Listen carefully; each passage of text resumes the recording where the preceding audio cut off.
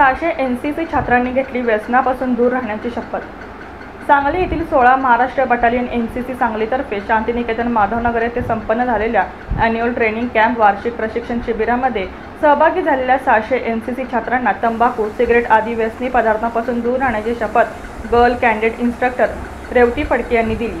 या कार्यक्रमाचे आयोजन जागतिक तंबाखू विरोधी दिनाच्या निमित्ताने जिल्हा शल्य चिकित्सक कार्यालयाच्या जिल्हा तंबाखू नियंत्रण कक्षाच्या वतीने commanding officer colonel CS Sathe व adm officer colonel Abhijit Barve यांच्या मार्गदर्शनाखाली करण्यात आले।